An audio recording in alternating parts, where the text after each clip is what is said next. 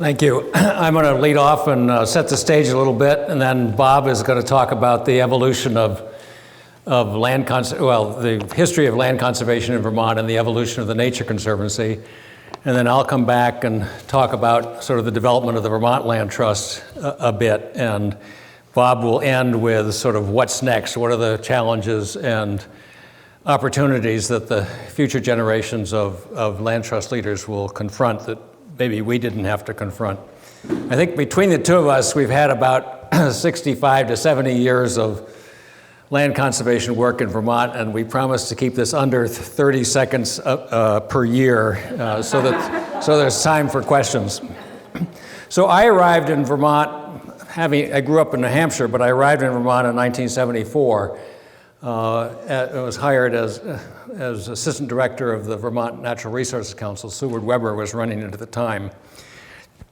TNC was already active in Vermont, particularly through the efforts of Hub Vogelman and the Bar Hill and Mansfield and Campbell's Hump State Forests were part of the work there, but also they did one very large conservation easement project over in Ferrisburg.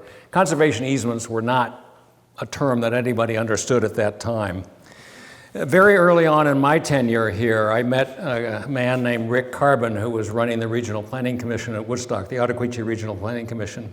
And he was trying to get towns to develop forward-thinking town plans where he was successful, and then forward-thinking zoning and subdivision regulations where he was completely unsuccessful.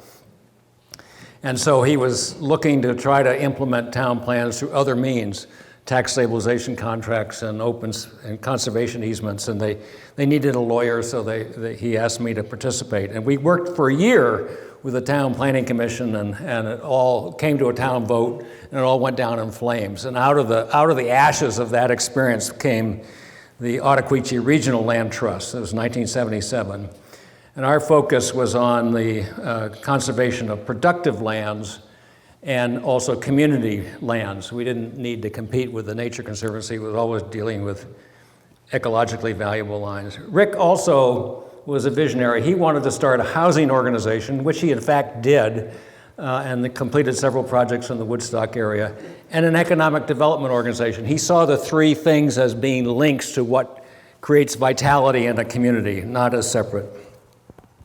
Bob arrived at VNRC, also hired by Seward Weber, I think 75 or 76, I'm a little unclear, but to do something called the Vermont Natural Areas Project. And when he completed that, he went off to Maine for a year, and then he came back as the director of the Vermont office of TNC, the first really paid staff person. And he and I shared office space. We both rented space from VNRC. Well, I was still working there, but then in 1981, I started half-time with the Ottauquechee Regional Land Trust, and we shared space, and we kind of heard each other's conversations over the wall, talked about it. We became friends at that point, but at some point, our organizations got too large. We moved to separate spaces, and we kind of became friendly competitors, but really competitors, even though we remained friends on a personal level. So with that introduction, I'm going to leave it to Bob to talk about the history of land conservation in Vermont and the evolution of TNC here. On your seats, Allison, I think, left you a copy of the Vermont Conservation Timeline on one side, and on this sheet there's issues on the other. I was hoping that we would actually talk together about those things. But I'll just talk about the Nature Conservancy. When I came and opened the Vermont field office, it was the first office the Nature Conservancy had in Vermont, even though there had been some volunteer work leading up to that. When I came, which included Bar Hill, for example, which was a conservation project that was done by Phil Gray and the Nature Conservancy. When I arrived on the scene in 1979, there were some conservation easements that the Conservancy had acquired on Lake Champlain, which were fairly major. The chapter had actually purchased Molly Bog in Stowe, and I think that was given to UVM. I don't know where the money, it didn't take much money, but I don't know where it came from. But I do know that one of the projects that the Nature Conservancy had recently done was 10,000 acres or so, called the Burt Forest, which was once owned by Craig Burt, who turned out to be the godfather of the woman I married. But that was not paid for, and it was up to me to figure out how we were going to raise those funds, and I eventually did, which included $400,000 from the state of Vermont as a contributor to the overall cost of the project. And eventually that land went to, it's now part of Mount Mansfield State Forest. At the same time, I think we were about to close Moose Bog, which was another project that we had done with the state, and that's still there, of course, if you go up north. Moose Bog is a special ecological area. It's the only place in Vermont where you find the spruce grouse and other northern boreal species. And thankfully that was paid for. When I came, I was really the only employee. And so I was focused on, among other things, partnerships for getting work done, because I couldn't do it all myself. We had a partnership going with UVM, for example, University of Vermont, which owns Molly Bog now. And I remember at the time, Hub Vogelman, who was on our board and a sort of predecessor to me in many ways, had done some serious fundraising for Shelburne Pond. And so we actually had an account with money in it for Shelburne Pond. So it was a project I could do. It was land that I could buy. We had the money, and we had a willing partner in UVM. So I acquired a lot of parcels around Shelburne Pond in the first years of my tenure with the organization. We also developed a collaboration with the Green Mountain Club. And I think the Nature Conservancy acquired something over 20 miles of the Long Trail on various parcels, which we would eventually turn over to Green Mountain Club, which would pay our costs for doing those deals. We had a partnership with the Winooski Valley Park District, which has acquired, at that time, thanks to Jennifer Ely, a lot of important parcels around Burlington, which are now among the few areas of Burlington which are undeveloped, but they turned out to be really ecologically significant properties too, and that was a valuable partnership. I've talked about the partnership with the state of Vermont. We had a partnership with the Green Mountain National Forest, which we knew had federal money for buying certain parcels of land. We would buy them with our own funds and eventually turn them over to the Green Mountain National Forest, which would pay us back essentially.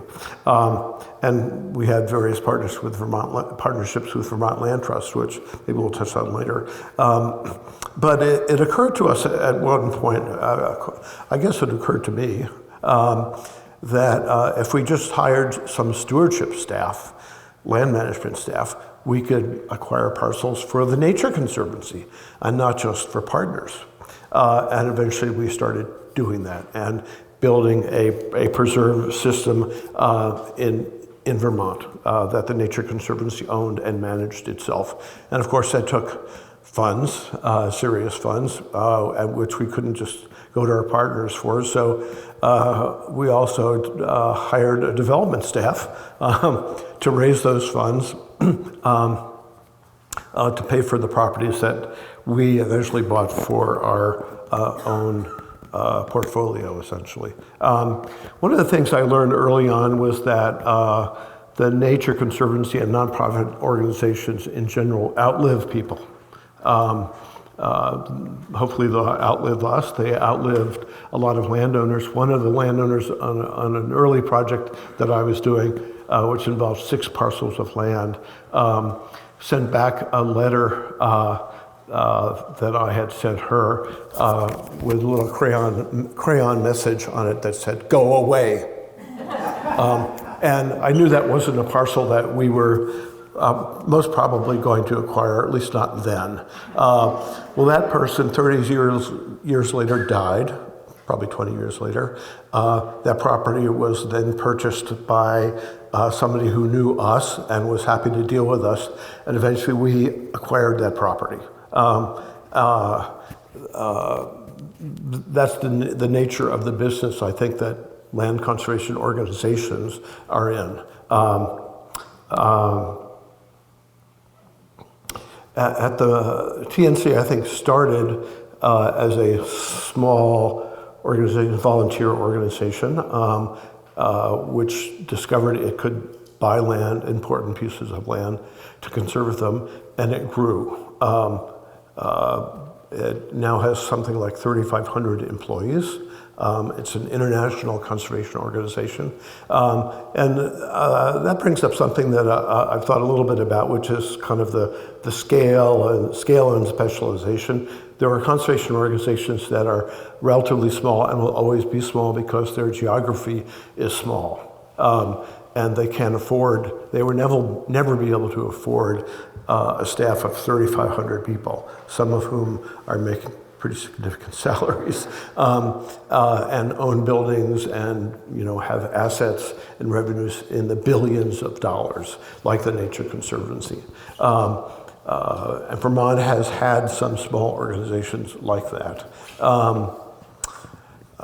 That's part of our history, and in a way they're gobbled up in an important, good way by larger organizations, sometimes like the Nature Conservancy, sometimes probably like the Land Trust.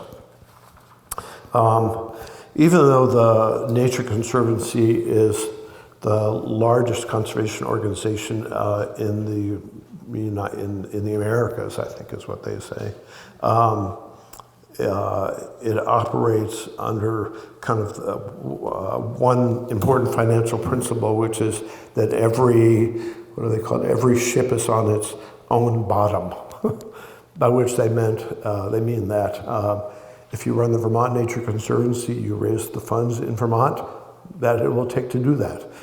If you run the Connecticut Nature Conservancy, those funds come from Connecticut. Don't come to the mothership for funding. In fact, funding goes the other way. We discovered in Vermont that we had to support the big Nature Conservancy with essentially an excise tax on our revenues for their benefit. And that was in part, I think, because the Nature Conservancy was expanding into a global organization which did conservation work in South America, Latin America, and throughout the world. And that cost money, getting those programs started. And most of those programs, probably all of them, eventually wound up becoming self-sufficient, but at the beginning they weren't. And so we were helping other chapters get going. The Vermont chapter was formed at a time when the Nature Conservancy was building out chapters, throughout the United States. We were kind of about halfway through. At one point, this business actually, the business meeting of the Historical Society reminded me a little bit of the Nature Conservancy of Vermont, which was at one time its own legal nonprofit. And we would have meetings like this where we elected the members who came, elected new trustees to the board, and we had our own bylaws and all that. Eventually, that was all wiped away. The Nature Conservancy became, and other chapters I think were in the same boat, the Nature Conservancy became one big organization. And I guess I referred to it earlier as the mothership, and in a way that's the way it was, and that's the trajectory that the Nature Conservancy has taken. Occasionally, I think I mentioned that we would look to the Nature Conservancy for funding, and in fact, it usually went the other way. Occasionally, we would hear from another chapter that they had a donor who was interested in XYZ, and did we have, by any chance, XYZ that donor could contribute to? That, I think, happened to us once in 30 years, but that was an important piece of business. It was actually wonderful to meet that family and bring them on board and, be encouraged by their interest in what we were doing. That was not normal, but that was wonderful. One of the things that the Nature Conservancy is distinguished by, you mentioned Elizabeth Thompson earlier, and some of you saw her. The Nature Conservancy was interested in ecologically special places, let's say, and so we would, if we decided that this was an ecologically important place that we were interested in, we would do a preserve design for that area, which would show us what parcels we needed to acquire over time to protect that place. And then we would focus on that. Like the earlier project that I told you about with the crayon message, go away. We would discover that by focusing on places like that in that way, over time, eventually, we would get what we wanted. It was rare that a person would come to the Nature Conservancy and say, "Oh, I own this. Don't you want it?" The Nature Conservancy has a long history of sort of mapping where biological diversity is in the landscape, of identifying ecologic special places, doing preserve designs for those places, and then focusing on acquiring those places and not other places in the landscape. In fact, there are people that did come to us and would say, "Wouldn't you like this?" And we would say, "No, thank you."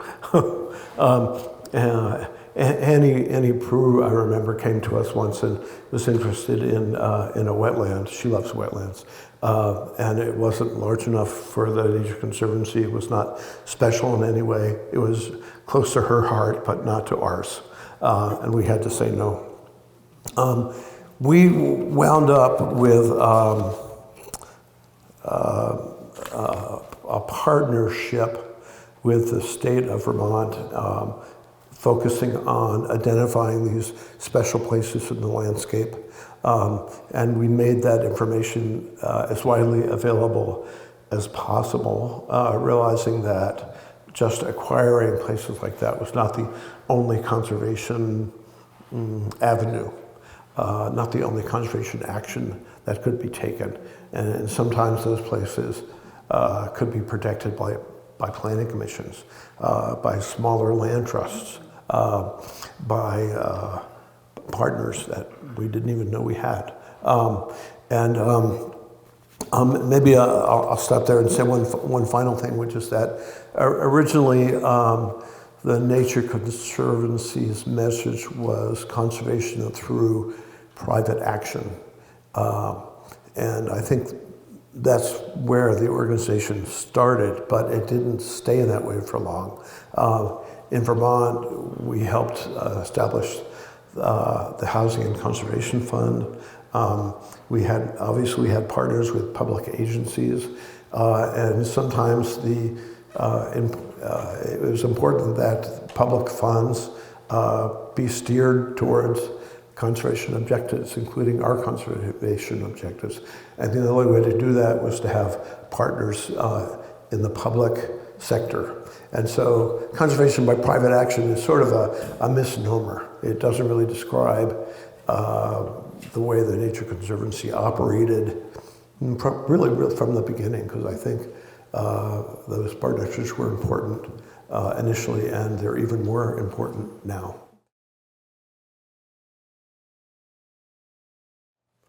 Maybe just a few words about Long Pond, which is an example, like Shelburne Pond, of the kind of project that the Nature Conservancy does, which is, decide it's important for one reason or another, usually an ecological reason, to acquire a piece of a place, and then we decide what parcels make up that place.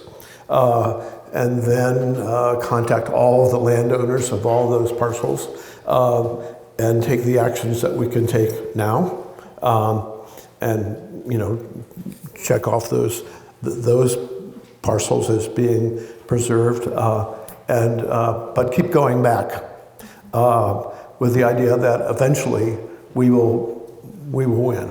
The Nature Conservancy will outlive the problems and issues maybe that initially made it impossible for us to buy all the pieces initially, and eventually we will get the conservation job done. Sometimes it takes a generation or three to get there.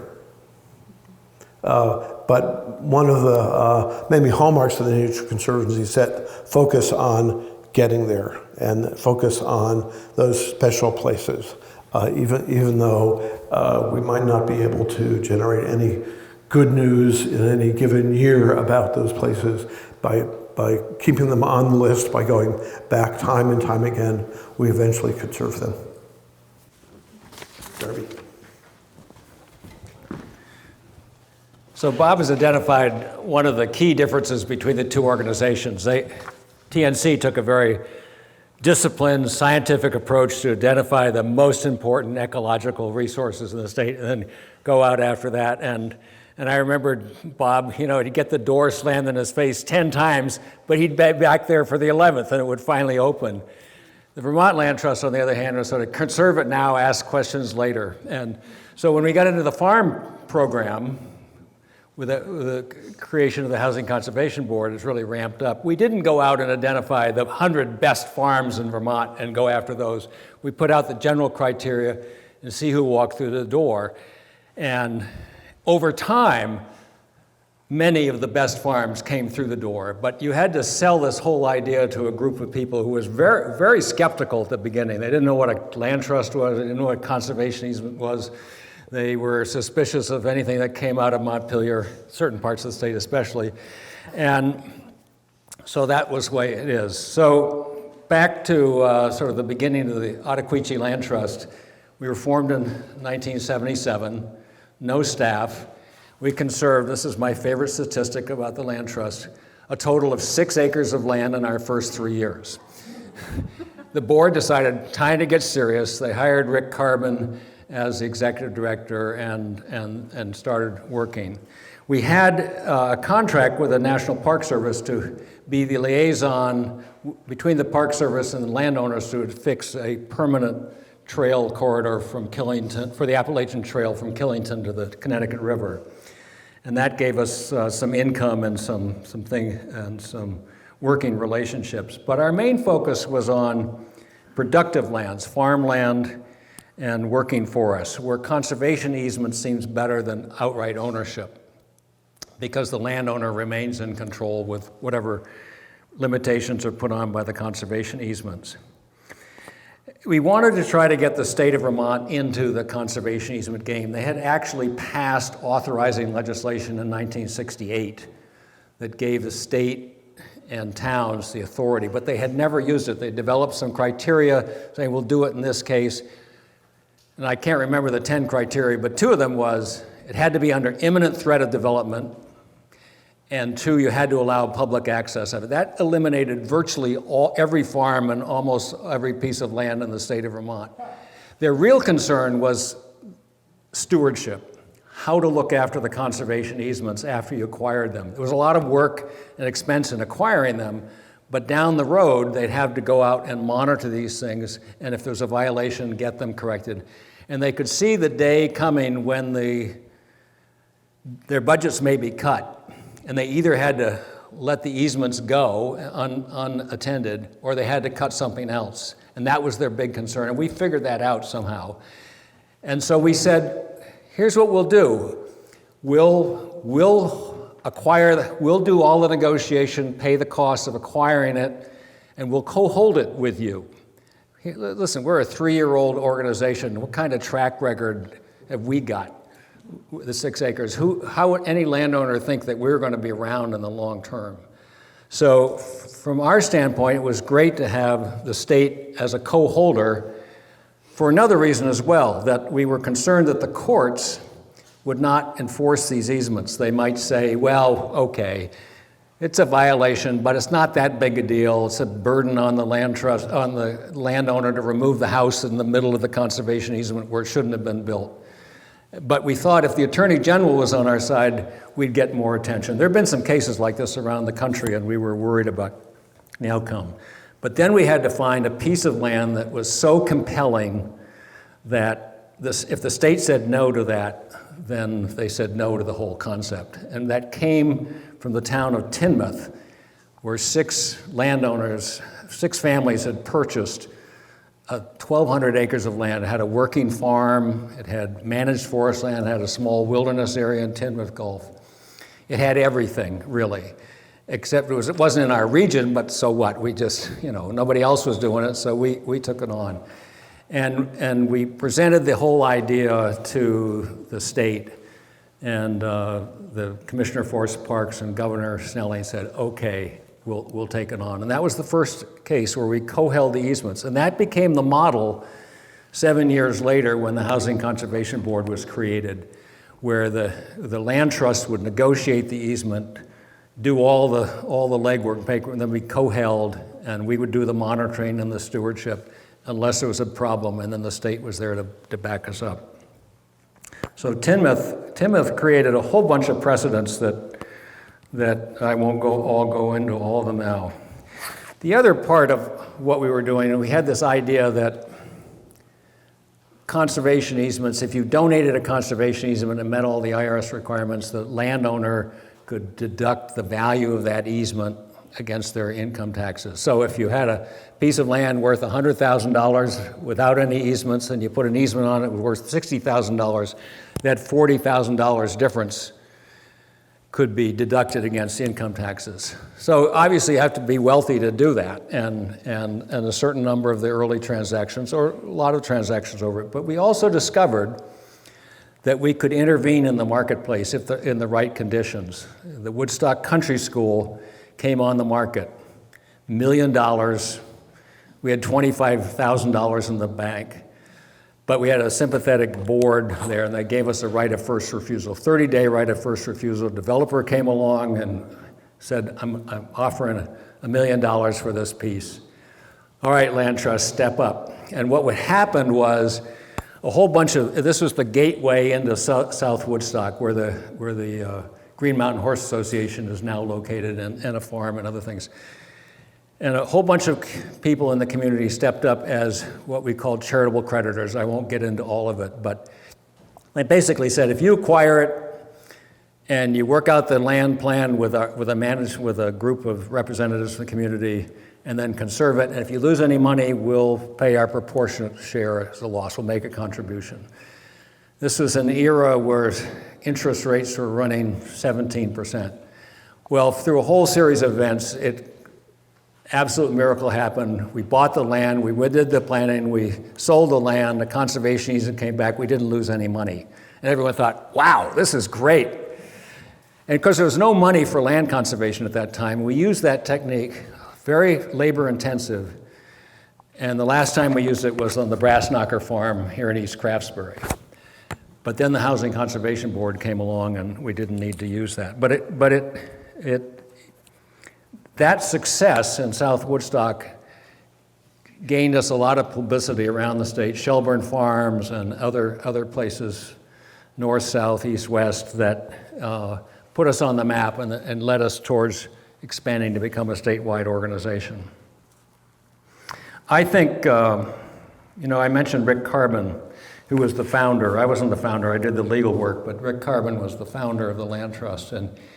And he had in his mind this idea of housing, economic development, land together. And that really came to fruition when a coalition came together with the help of the CUNA administration to create the Housing Conservation Coalition. Bob was part of that. I was actually part-time in the CUNA administration at the Environmental Board.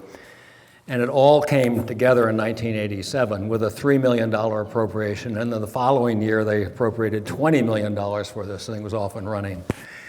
And it took a while to develop, and Senator Leahy was creating something called the Farm Land Protection Act in Congress, and then the Forest Legacy Program. A lot of things came together. Howard Dean became the governor. He thought land was part of his 100-year plan. He was a big proponent. And it really began to accelerate and take off. And John Ramsey remembers those days clearly. There were a lot of organizations from the housing side, from the Vermont Legal Aid, the recreation side. I mentioned that VLT and TNC were friendly competitors. We did compete for fundraising and publicity and occasional projects. But Bob and I, because we've been early friends, decided we were going to change that relation. We were going to become real collaborators. We were going to, any problems between the two organizations, we put them on the table, we talk them out, and we deal with them. And that led very directly to our being able to acquire, with the help of the Freeman Foundation, 26,000 acres of forest land in northern Vermont called the Atlas Timberlands. And it further led, about a year later, with the heavy involvement of the Conservation Fund to the acquisition and then subsequent protection of the Champion Lands Project, 132,000 acres. And there have been many other smaller projects along the way where we have collaborated and where we have made great use, because I say we conserve now, ask questions later. Well, the TNC started getting us to ask questions before the closing so that we would build in ecological protections that maybe we had overlooked before. And that's where Liz Thompson became a very important part of our organization. I took a sabbatical trip to visit land trusts around the country in 2004.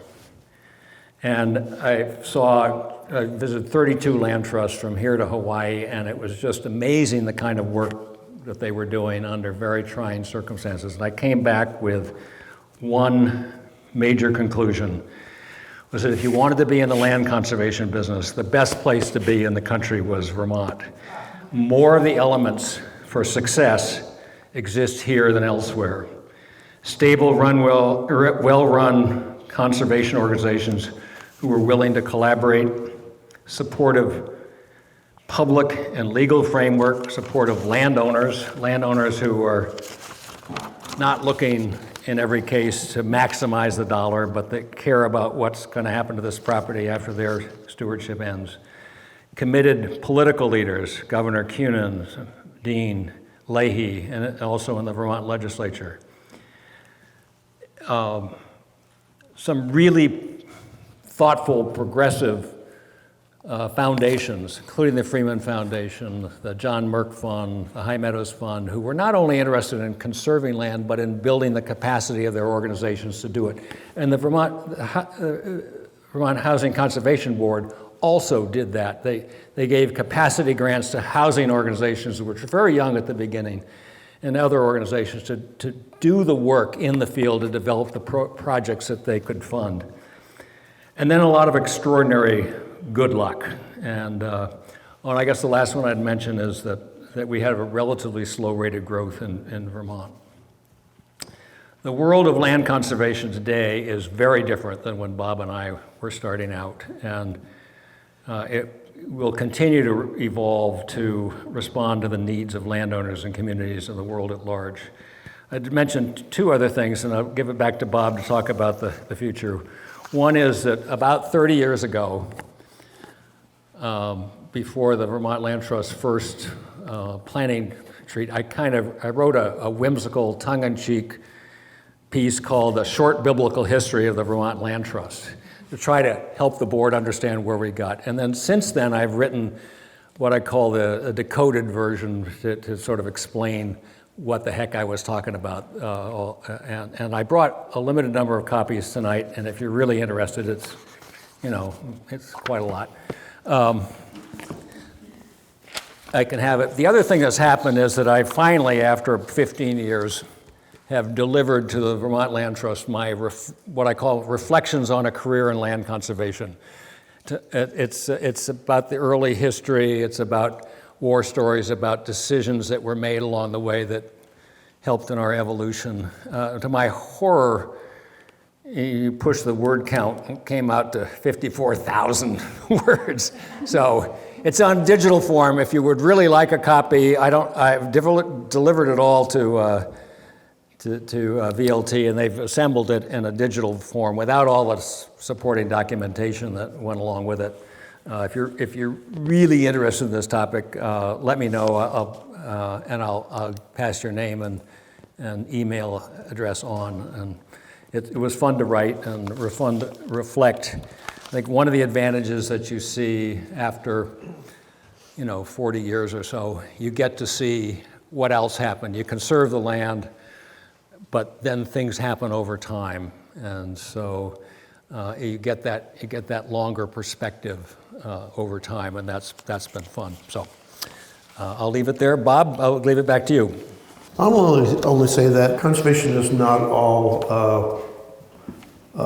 fun and games and wonderful and fulfilling. There have been times in the Nature Conservancy's existence when it seemed like the world was lined up against land conservation, or at least the Nature Conservancy's version. There was a time when the Washington Post ran a series of articles questioning the Nature Conservancy's motives, its oversight, its responsibility. The issue bled into Congress, which was talking about revoking the Nature Conservancy's nonprofit status and forbidding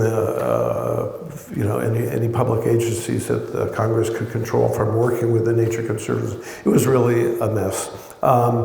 And since then, things have been corrected a lot. I have to say that none of the issues actually that were brought up by that Washington Post series applied to Vermont. I remember, among other things, all of the chapters held open houses. I can't remember what we called them, to talk about those issues.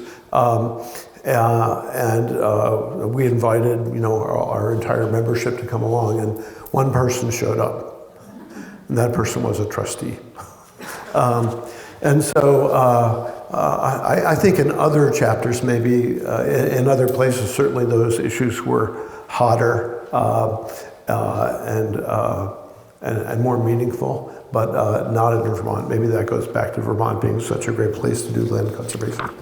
On this sheet that you found on your chair are a bunch of issues. Let me just say, on the last couple items on the timeline, there's a mention of the Good Institute at the very bottom there, and environmental services was really what they specialized in.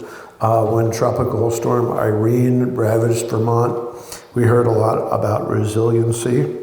The Staying Connected project is probably still going, but at the time of its heyday, we heard a lot about connectivity. And the world of conservation, as Darby mentioned, has changed a lot since he and I were, in the business. And at least those three words give you a sense of how things have changed. Not only did organizations have to focus on the housekeeping issues that affect the organizations directly, but the world itself has changed around us in ways that make what we're trying to do different. And what we hope to do was maybe have a conversation with you guys about some of the issues and maybe some of the timeline pieces as well that affect land conservation in Vermont. Thanks.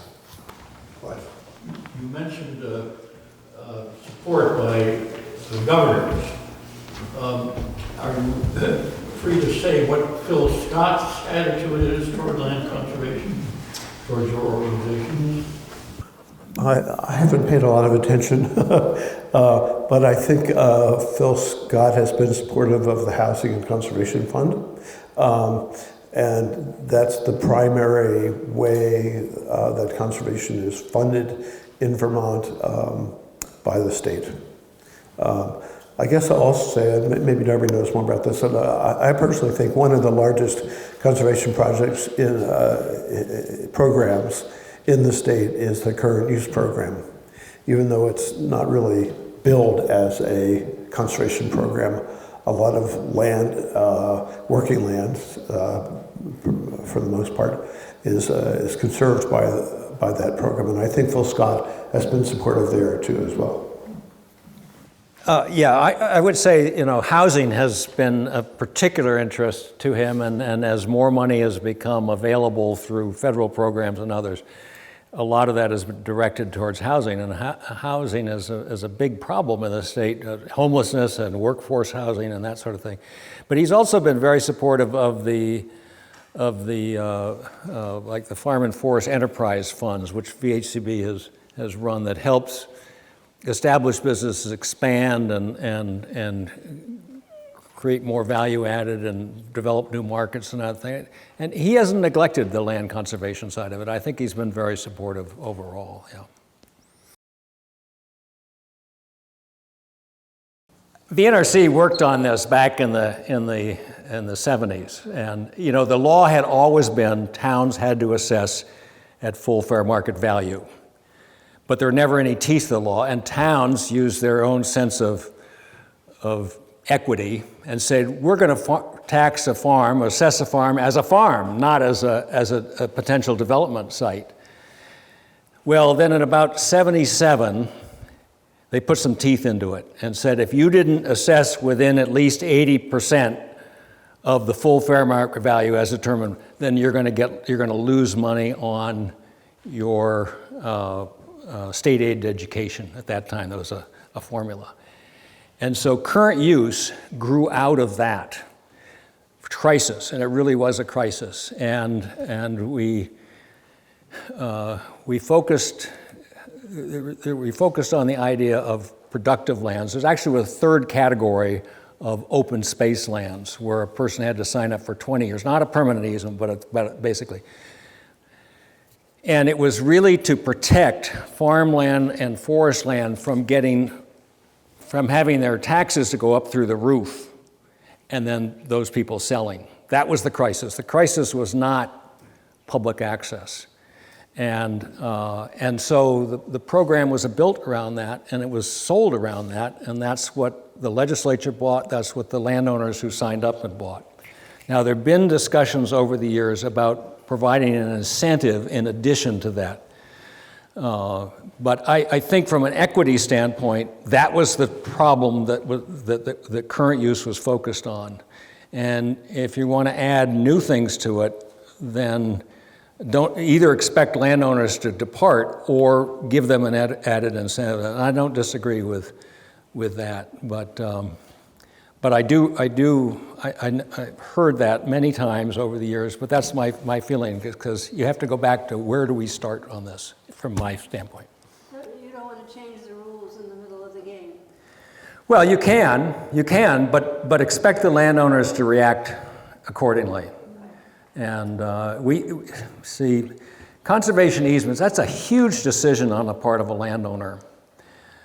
And if you give them time, they might make it conserve. I mean, I can't think of the number of farms that have gotten conserved in time where originally they were totally against the idea.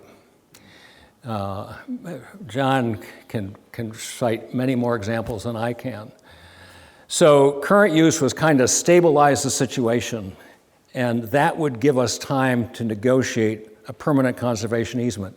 And frankly, a lot of easements being negotiated today include public access. I can't, if you look at recent reports the annual reports from the Vermont Land Trust, they emphasize a number of places where there are public trails and public access to waters and that sort of thing. That is very much a part of the discussion today that wasn't at the beginning, just the way the discussion of ecologically important areas that are found on farms or large woodlot, not big enough, not large enough to, catch the Nature Conservancy's attention to really get in there, but enough that it's worth taking the time talking with a landowner about doing that. And a lot of landowners agree with public recreation, provided there's some mechanism to deal with whatever problems might come up through public access, trash or vandalism, whatever. And that's where the trail organizations have become really, or like the snowmobilers. I mean, they really do a wonderful job in dealing with landowners, keeping them happy, keeping their members on the trails and that sort of thing. So I think it's not a simple solution. It's a combination of things. So. Let me just finish and say something more about the current use program. There probably are some states actually that include public access in the current use program, in their versions of the current use program. Vermont was never one of them. And I think there probably are landowners that feel differently than you do about public access. And I think it's important for the landowners who are in the current use program to support the current use program in the legislature. It's expensive. It costs the state actually more than the Housing and Conservation Fund, and the state does it every year, and it's actually wonderful that the state does it. My wife and I own 110 acres, 20 acres, something like that, in East Montpelier, and there are 3 trails coming across our land, a vast trail, a mountain biking trail, and a walking trail, and it's all voluntary. We're also in the current use program. We're talking to those trail clubs about, conservation easements to formalize and perpetuate those arrangements. And it's actually very nice as landowners to be in the position of having some authority over your own land.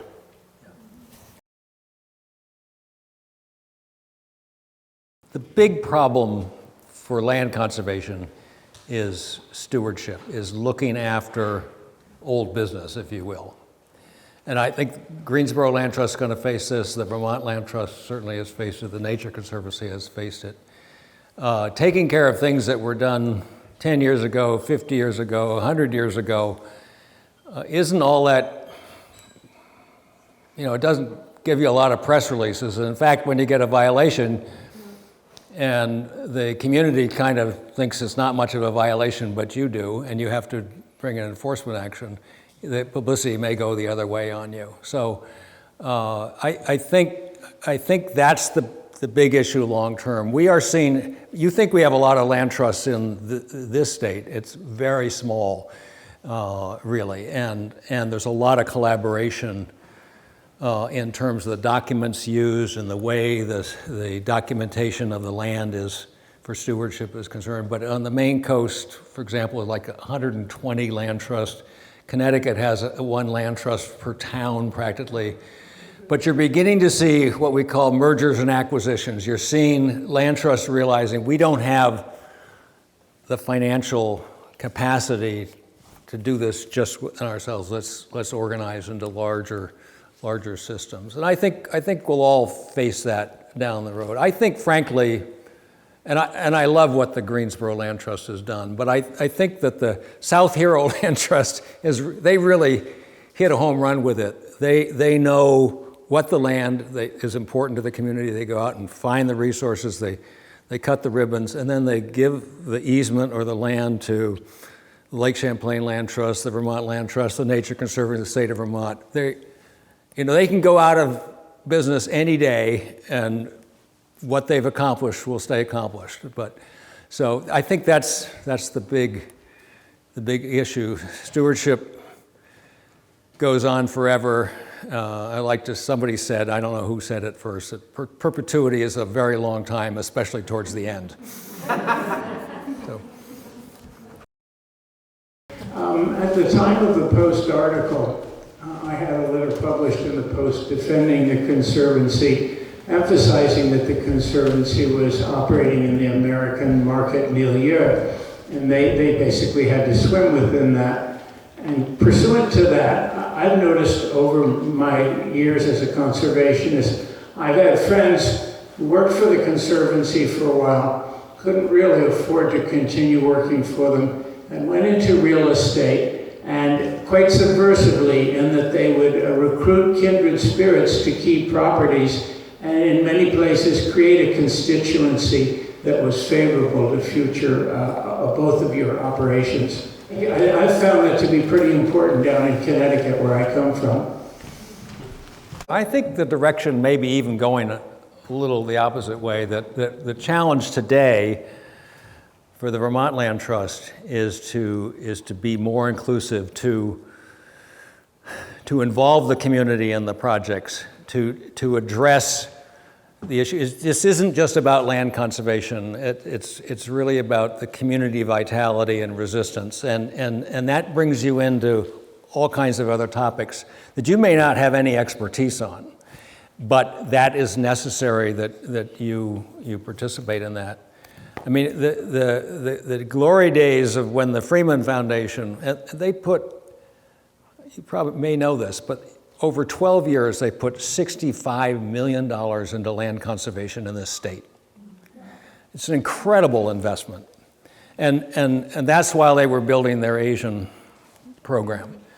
And those were very easy days. But even in the good projects, communities felt like, okay, the Vermont Land Trust came in and they did something, and yeah, it was good, but there's a bunch of outsiders that did it. Today, you're seeing many more projects where there's a local steering committee, there's a local fundraising component, there's a lot of community activity. You go up to Newport, the Bluffside Farm thing, it's just a lot of community involvement. And that's a lot more work. The effort, dollars per acre, is much higher than it used to be, but the result is the community feels an ownership of that property, and that is really valuable in the long term, and I think gives a different public view of what the land trust is all about than maybe it existed 20 years ago. Maybe I'll just say one thing about that, which is that the timeline that most of you have is really talks about really a series of chronology of events. It doesn't talk about, for the most part, why that happened, what people are thinking, what is the motivation behind those, the bottle bill, for example. And the motivation is that people were thinking differently about land, about conservation, and about the environment. That, in a way, stands behind all of those actions. And I think we're probably in a time now when, that thinking is changing as well. Could you speak to social justice, equity, diversity, and inclusion in land conservation challenges and opportunities? One aspect of it is another series of difficult events for the Nature Conservancy happened after I had moved on and retired, which was that the CEO and some of the senior managers in the organization were accused of it's just determined that they had sexually harassed other staff members, and they were suffering the consequences and no longer work for the organization, for example.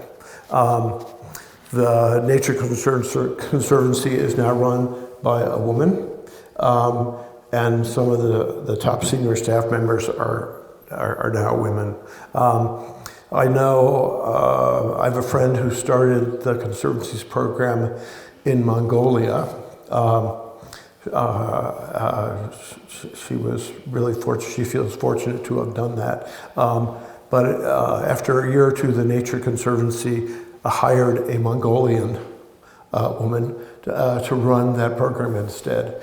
And in all of the countries where the Nature Conservancy operates, after getting a program going, they've hired a person of that country to run the program.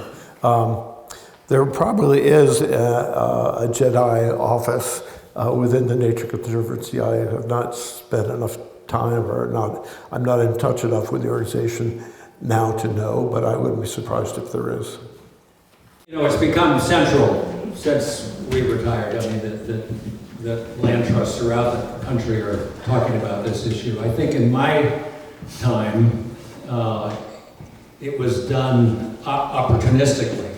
I mean, we did a project down in Reading, south of South Woodstock, where there's a program for bringing inner city kids up to work on a farm for a week. Kids had never been out of the city. It was a very controversial time. We just got pummeled. But 20 years later, 10,000 kids have gone through that program. It's the biggest employer in town. They produce award-winning cheeses. They keep a bunch of other farms going. So, you know, but it was opportunistic. We did some summer vacation places for disadvantaged kids. There's a farm for New Americans over in Colchester. So, you know, when we did a number of projects with the Abnaki tribe around northern Vermont, but it wasn't kind of central to what we were doing. It wasn't part of the plan. Now I think it's part of the plan. But it has an enormous impact, and I told this story at dinner because it's very close by. When we did the Brassknocker Farm project in 1987, I think we got out with our hides in 1989. This is a period where land prices were going like this, and then they went like that, and we managed to get it done, break even, and we had this, I think it was, 15-acre piece right in the village, across from the church, worth about $75,000 at the time, which for us was about a 6-month operating reserve. I mean, it was, and we were kind of, well, how are we going to make payroll next month, kind of period. And a group of folks, I think from Greensboro, came over and said, you know, we want to build a senior assisted living facility in Craftsbury where people who can no longer stay in their home can at least stay in their community. We'll provide some jobs here. You know, this is the perfect location. Libraries down the street, churches right there. It's flat land. It perks. Everything perked on the Brassknocker farm. And would you give it to us? We don't have any money, but would you give it to us?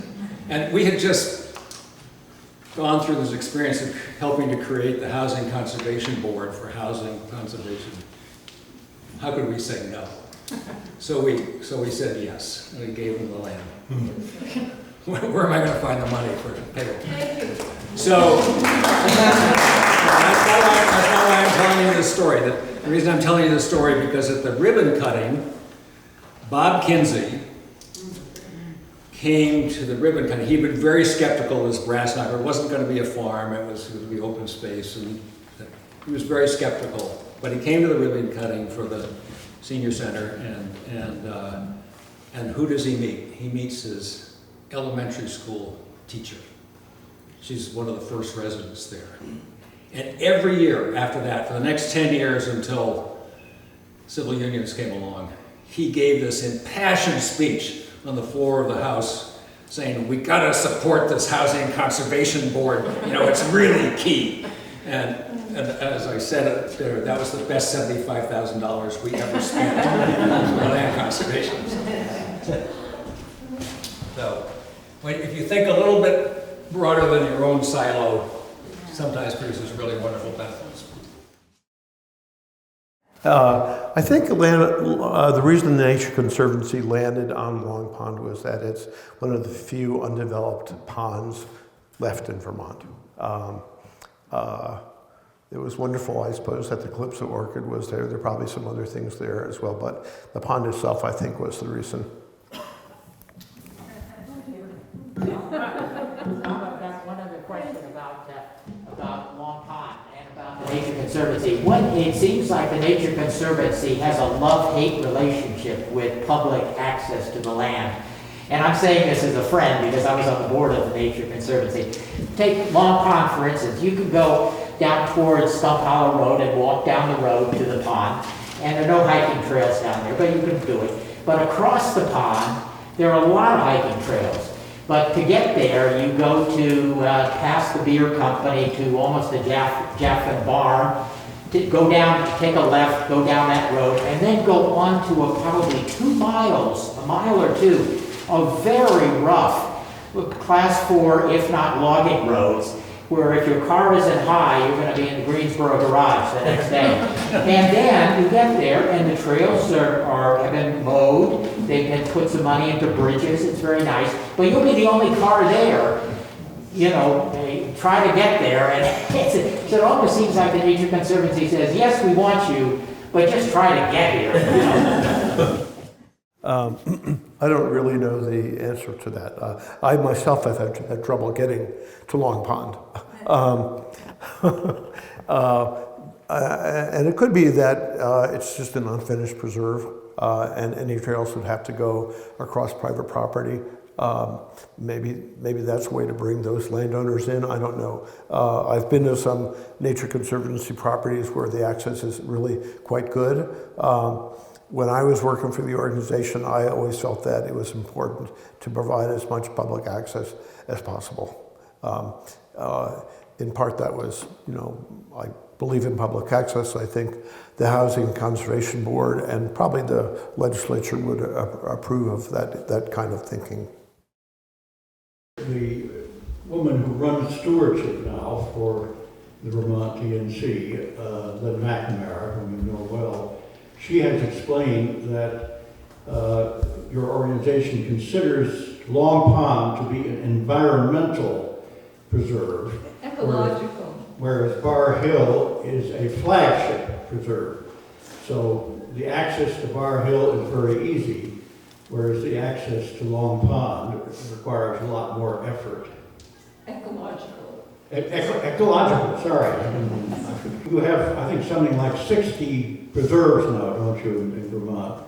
60 natural areas. Yeah, it could be. And something to keep in mind too is that it's actually a lot of work. And I'm dealing with that as a private landowner who's negotiating with 3 different trail clubs that want access to my property. Access can take a lot of stewardship hours. And I've seen some places where, there are boardwalks where, access is really easy and wonderful, and areas like Long Pond, I suppose, where access is difficult. Yeah, and just the cost to maintain that road better than it's maintained is beyond their budget.